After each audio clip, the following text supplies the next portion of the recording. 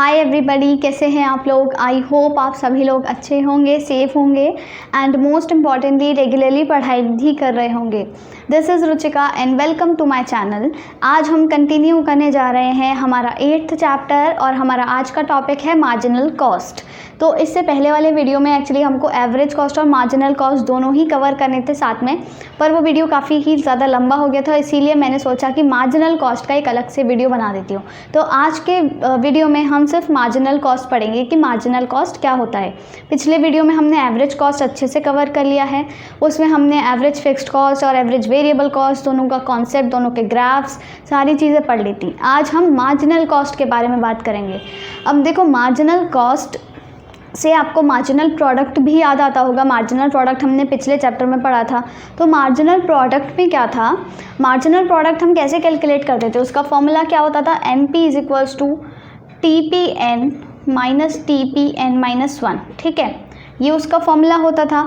और marginal product होता क्या था कि मतलब अगर हम इतना यूनिट्स ऑफ आउटपुट बना रहे हैं, सपोज़ कोई 5 लेबर अगर मिल करके 16 यूनिट्स ऑफ आउटपुट प्रोड्यूस कर रही हैं और 6 लेबर मिल करके 19 यूनिट्स ऑफ आउटपुट प्रोड्यूस कर रही हैं, तो जो एडिशनल आउटपुट है, एडिशनल आउटपुट मतलब एडिशनल प्रोडक्ट जो है, कितना ऐड हो गया, 1 यूनिट के भरने से 3 ऐड हो गया, तो ये हमारा मार्जिनल प्रोडक्ट कहलाता था। ये हमने किस में पढ़ा था, पिछले चैप्टर में। अब सेम कॉन्सेप्ट अप्लाई होता है marginal cost per.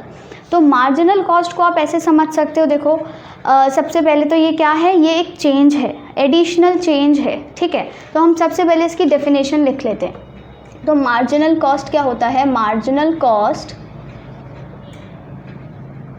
Is the change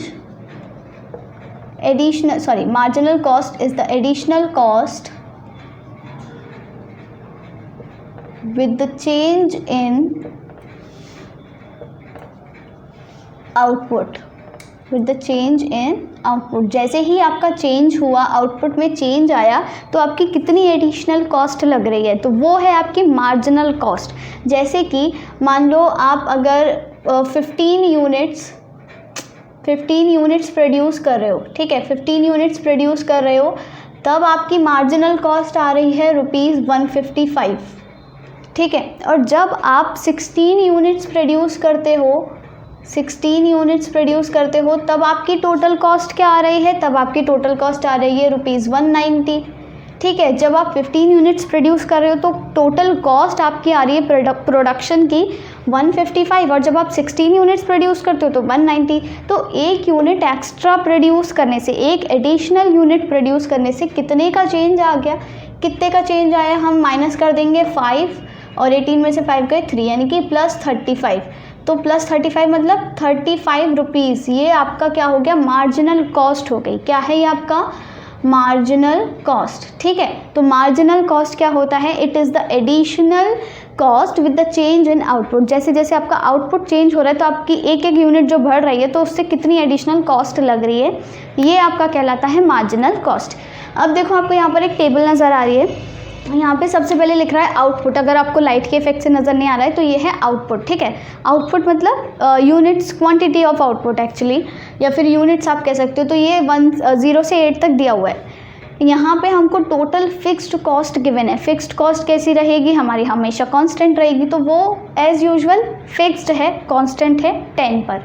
और टोटल वेरिएबल कॉस्ट आपकी वेरी करेगी, तो वो आपकी भाई बढ़ती जा रही है। और फिर हमको निकालना है टोटल कॉस्ट और मार्जिनल कॉस्ट, ये 2 चीज़ें निकालनी है। सबसे पहले हम टोटल कॉस्ट निकाल लेते हैं, ठीक है, फिर मार्जिनल कॉस्ट हम बाद में निकाल लेंगे। टोटल कॉस्ट कैसे निकालेंगे भाई, टोटल कॉस्ट का तो फॉर्मूला सबको पता है, TVC + TFC, मतलब total fixed cost plus total variable cost. ठीक है, तो हम क्या करेंगे, इन दोनों को ऐड कर देंगे, तो 10 + 0 कितना हो जाएगा, ये आपका यहाँ पे 10 हो जाएगा।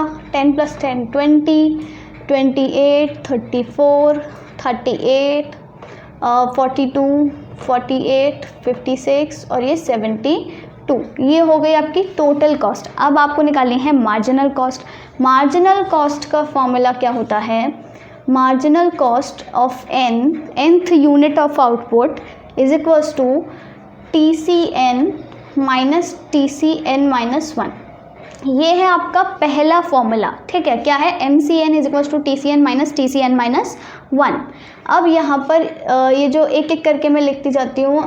सबसे पहले ये TCN-1 क्या है?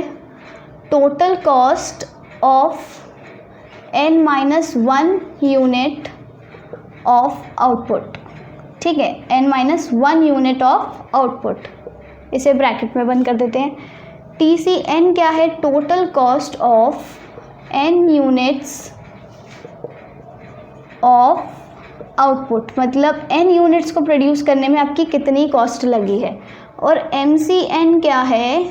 MCN क्या है? MC of N unit of output, यानी कि nth unit, actually nth unit of output. तो इसको प्रोड्यूस करने में आपकी कितनी कॉस्ट लगी है। तो इस फॉर्मूले को आपको देख के डरना नहीं है, ये वही है जो मैंने अभी यहाँ बताया। यहाँ पर आपको निकालना क्या था कि 16th यूनिट को प्रोड्यूस करने में, तो जो 16 है ना, ये n हो जाएगा, यानी कि MC16 इज इक्वल्स टू क्या निकाला हमने? TC16, यानी कि इसको प्रोड्यूस करने में टोटल कॉस्ट कितनी लग रही है? TC16। और उससे पहले वाला N-1 मतलब एक पहला 16-1 यानी कि TC15। अरे हाँ, अचानक से क्या हो गया? TC15। अब इसको फॉर्मूले के थ्रू आप सॉल्व करो, ये तो हमने ऐसे ही कर दिया था। अब आप फॉर्मूले के थ्रू सॉल्व करेंगे तो क्या आ जाएगा? TC16 को प्रोड्यूस करने में 190 रुपीज़ लग रहे हैं और TC15 को प्रोड्यूस करने में 155 रुपीज़ लग रहे हैं, माइनस करोगे 35 आएगा। तो फॉर्मूला आपको याद तो रखना है, मतलब मैं ये नहीं कह रही हूँ याद मत रखो, पर आप एग्जाम्पल ज़्यादा दिमाग में रखना, फॉर्मूला तो अपने आप बन जाएगा, ठीक है। तो फॉर्मूला क्या है? ये पहला फॉर्मूला है, ठीक है। MCN is equals to TCN minus TCN-1। एक और फॉर्मूला है आपका, वो क्या कहलाता है? MC is equals to delta TC upon delta Q, ठीक है, डेल्टा Q। अब इसके थ्रू कैसे सॉल्व करेंगे? यहाँ पे सबसे पहले तो ये डेल्टा TC क्या है? चेंज इन टोटल कॉस्ट, ठीक है। टोटल कॉस्ट में कितना चेंज आया, और ये क्या है? चेंज इन क्वांटिटी, यानी कि क्वांटिटी में कितना चेंज आया है। अब इसके थ्रू कैसे सॉल्व करना है? डेल्टा TC क्या हो जाएगा? मतलब कितना चेंज आया, कितने का चेंज आया? 155 से 190 आया है ना, 155 से 190 हो गया। कितने का चेंज आया भाई?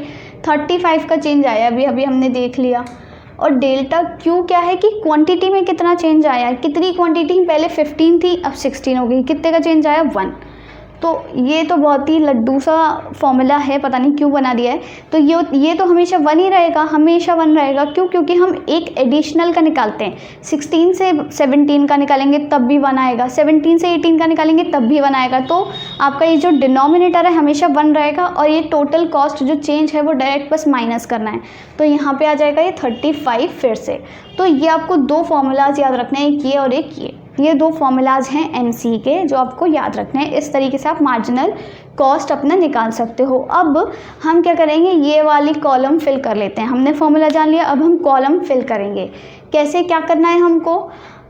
हमें करना है कि TCN माइनस TCN-1, एक पहले वाला TC माइनस करते जाना है।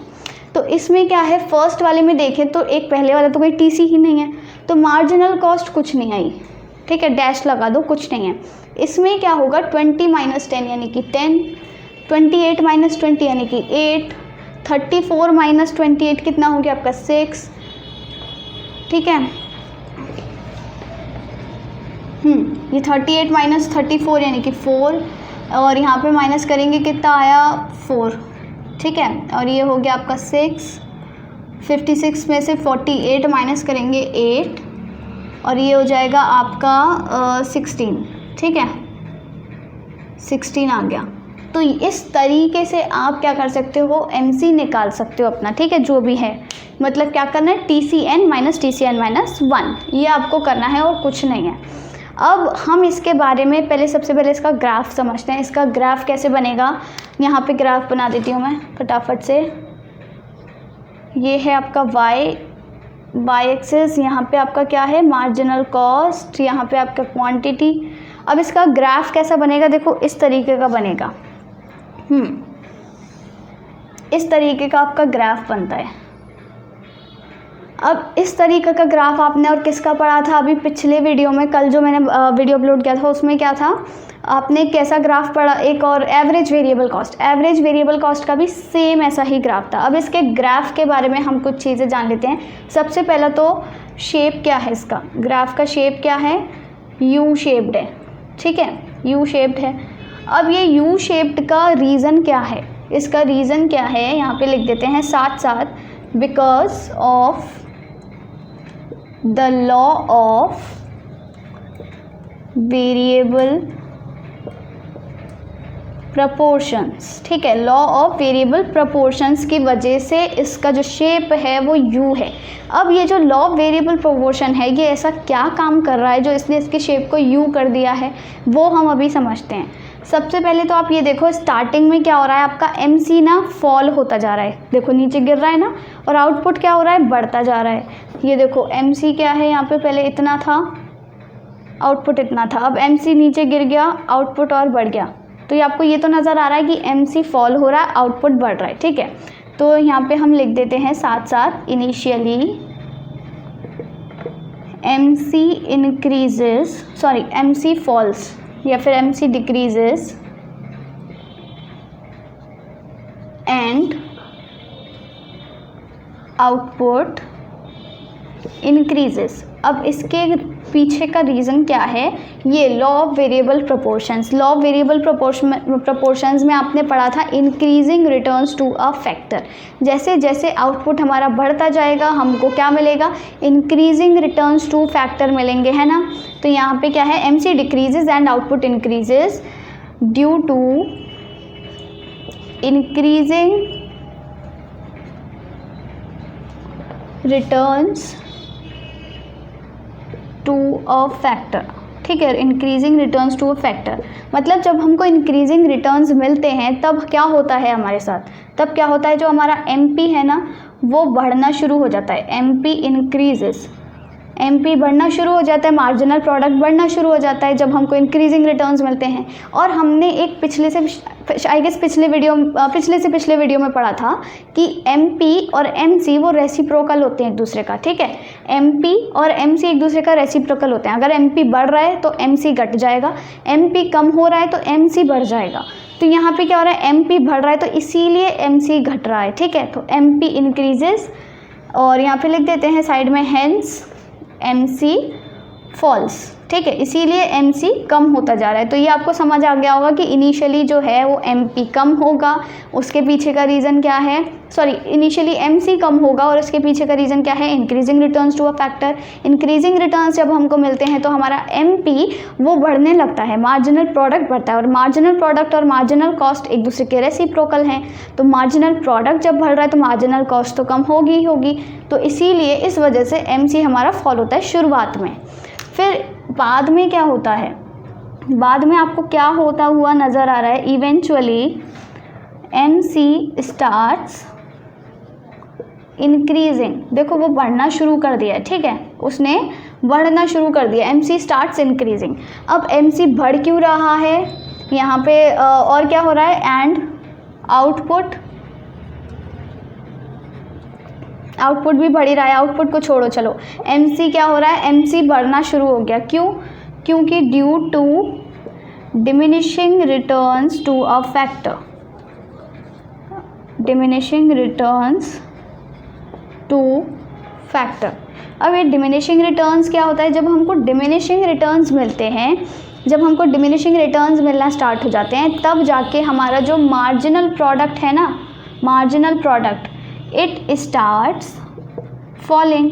मार्जिनल प्रोडक्ट हमारा कम होने लग जाता है। मार्जिनल प्रोडक्ट जब कम होता है तभी तो हमको डिमिनिशिंग रिटर्न्स मिल रहे हैं, हमको थोड़ा नुकसान हो रहा है। और जब MP कम हो रहा है तो MC तो भाई बढ़ेगा ही बढ़ेगा, क्योंकि ये रेसिप्रोकल हैं। तो इसीलिए हेंस MC स्टार्ट्स इंक्रीजिंग, ठीक है। यहाँ पे मैं शॉर्ट में लिख देती हूँ। तो ये आपको कहानी याद रखनी है क्या, कि स्टार्टिंग में एमसी फॉल होगा क्योंकि हमको इंक्रीजिंग रिटर्न्स मिल रहे हैं, एमपी कम हो रहा है, एमपी बढ़ रहा है, एमसी कम हो रहा है। दूसरी बार में बाद में मतलब क्या होगा, एमसी बढ़ना स्टार्ट हो जाएगा क्योंकि हमको डिमिनिशिंग रिटर्न्स मिल रहे हैं, और डिमिनिशिंग रिटर्न्स जब हमको मिलते हैं तो हमारा एमपी वो कम होना स्टार्ट हो जाता है और हेंस एमसी स्टार्ट्स इंक्रीजिंग, तो तब वो एमसी जो है हमारा इंक्रीज करना स्टार्ट कर देता है। तो ये था आपका एमसी के ग्राफ के बारे में जो आपने चीज़ें समझनी थी, ठीक है। अब इसके बारे में एक और चीज़ें हैं, एक दो चीज़ें और हैं। यहाँ पे देखो हमने एवरेज कॉस्ट के बारे में पढ़ा था जब पिछले वीडियो में। एवरेज कॉस्ट में क्या था, हमने दो उसके कंपोनेंट्स पढ़े थे, average fixed cost and average variable cost. अब आप कहोगे कि भाई मार्जिनल कॉस्ट में ऐसा नहीं है, marginal fixed cost and marginal variable cost, तो नहीं, ऐसा नहीं है। क्यों नहीं है? क्योंकि अगर आप फिक्स्ड कॉस्ट में मार्जिन निकालो, मतलब मार्जिनल फिक्स्ड कॉस्ट निकालो, तो देखो फिक्स्ड कॉस्ट तो फिक्स्ड रहती है, फिक्स्ड कॉस्ट फिक्स्ड रहती है, तो मार्जिनल फिक्स्ड कॉस्ट आपकी कोई काम की नहीं है। जो काम का है वो है मार्जिनल वेरिएबल कॉस्ट। तो यहाँ पे हम क्या लिख सकते हैं, यहाँ पे साइड में लिख देते हैं मार्जिनल वेरिएबल, शॉर्ट में लिख देती हूँ MVC, ठीक है, MVC। अब ये हम MVC को कैसे कैलकुलेट करेंगे, मार्जिनल वेरिएबल कॉस्ट को हम कैसे कैलकुलेट करेंगे, इसे हम डेल्टा TVC से, डेल्टा कह रही हूँ, सिग्मा TVC से कैलकुलेट करेंगे। मतलब TVC तक का आप सम कर दो, TVC का सम कर दो तो आपको MVC निकल आएगा। अब यहाँ पे TVC क्या है, देखो सपोज़ हमको निकालना है, अब हम एग्जाम्पल ले लेते हैं, ये यहाँ पे एग्जाम्पल है एक, सपोज़ आपको 5th यूनिट पे निकालना है, ठीक है, 5th यूनिट तक का आपको मार्जिनल वेरिएबल कॉस्ट निकालनी है। तो आप क्या करोगे, मार्जिनल वेरिएबल कॉस्ट निकालने के लिए आप 5th यूनिट पे या तो डायरेक्ट देख लो कि टोटल वेरिएबल कॉस्ट कितनी है, तो वही आपकी मार्जिनल वेरिएबल कॉस्ट हो जाएगी। मतलब ये 32 जो नज़र आना है ना, वो हो जाएगी आपकी मार्जिनल वेरिएबल कॉस्ट। और अगर आप सम करके देख लो, मैंने क्या बताया, सम, तो सम करके देख लो कहाँ तक, यहाँ तक, इस जगह तक सम करके देखो कितना आएगा, 4 और 4 8, 8 और 8 16, 16 और 6 कितना हो गया आपका 22 और 10 32। देखो 32 आया है। तो इस तरीके से आप निकाल सकते हो यहाँ पे 10 + 8 + 6 + 4 + 4, ठीक है। सॉरी मैंने यहाँ पे उल्टा लिख दिया है, वही मैं सोच रही थी, हाँ ये होगा यहाँ पे M, यहाँ पे होगा T। तो टोटल वेरिएबल कॉस्ट अगर आपको निकालनी हो तो आप मार्जिनल वेरिएबल कॉस्ट का सम कर दो, तो ये सम करके आपका क्या आ जाएगा यहाँ पर 32। और वही देखो आपका 5th यूनिट पे टोटल वेरिएबल कॉस्ट है, तो आप इस तरीके से इसको निकाल सकते हो। ये आपका एक और फॉर्मूला है जिसके थ्रू आपके 3 फार्मूलाज हैं जो आपको याद रखने हैं। अब आपके क्वेश्चन में एक पॉइंट है, आपके क्वेश्चन में ये आ सकता है, आपको निकालने को दे सकते हैं marginal variable cost, marginal variable cost निकालने को दे सकते हैं, मार्जिनल कॉस्ट निकालने को दे सकते हैं, और आपको ना टोटल कॉस्ट की जगह टोटल वेरिएबल कॉस्ट दे दें, तो आप कैसे निकालोगे, टोटल वेरिएबल कॉस्ट दे दें, टोटल फिक्स्ड कॉस्ट है ही नहीं है, वही टोटल फिक्स्ड कॉस्ट नहीं दी और टोटल कॉस्ट आपके पास है ही नहीं है, सिर्फ मार्जिनल कॉस्ट निकालनी है, टोटल वेरिएबल कॉस्ट है। तो आप कैसे निकालोगे, आप इस TC की जगह ना TVC यूज़ कर सकते हो, क्योंकि देखो टोटल फिक्स्ड कॉस्ट, अभी मैंने बताया मार्जिनल कॉस्ट के कॉन्सेप्ट में टोटल फिक्स्ड कॉस्ट तो एग्जिस्ट ही नहीं करती है, सॉरी टोटल फिक्स्ड कॉस्ट का तो कोई मतलब ही नहीं है। तो टोटल फिक्स्ड कॉस्ट का जब कोई मतलब ही नहीं तो मतलब किसका रह गया, सिर्फ वेरिएबल कॉस्ट का। तो इसकी जगह ये वाला जो फॉर्मूला है इसको आप ऐसे भी लिख सकते हो, यहाँ पे लिख देती हूँ, इसको आप ऐसे भी लिख सकते हो, MC = TVCN - TVCN-1। देखो एक बार कैलकुलेट करके देख लेते हैं दोबारा से। हम क्या करेंगे, 4th यूनिट का निकालते हैं, ठीक है। तो अगर हम MC4 निकालें तो हमें क्या करना है, TVC4 लेना पड़ेगा और TVC4 - 1 लेना पड़ेगा, यानी कि 3 यहाँ पर आ जाएगा, ठीक है। तो TVC4 क्या है 28 और TVC3 क्या है 24, 28 24 यानी कि 4। क्या देखो MC4 कितना है, 4 है, बिल्कुल सही, यानी कि सही है। तो आप क्या करोगे, जब आपको TVC गिवन हो सिर्फ, तो आप TVC को यूज़ करके आप ये MVC मतलब मार्जिनल कॉस्ट एक्चुअली निकाल सकते हो, ठीक है। तो ये आपका एक और फॉर्मूला है, 1 2 3 4, ये 4 फार्मूलाज हैं जो आपको याद रखने हैं। और इसके अलावा और कोई सारी चीज़ नहीं, आप चाहो तो इसका स्क्रीनशॉट ले सकते हो, मैं साइड हो गई हूँ। स्क्रीनशॉट ले लो जिससे कि सारी चीज़ें आपके दिमाग में रहें, हमेशा याद रहें। और आप अगर हैंड रिटन नोट्स बना रहे हो अपने तो बहुत ही अच्छी बात है। तो अगर आपको आज का वीडियो अच्छा लगा हो तो वीडियो को लाइक करें, शेयर करें, अपने फ्रेंड्स के साथ चैनल शेयर करें, and do not forget to subscribe to our channel. Thank you.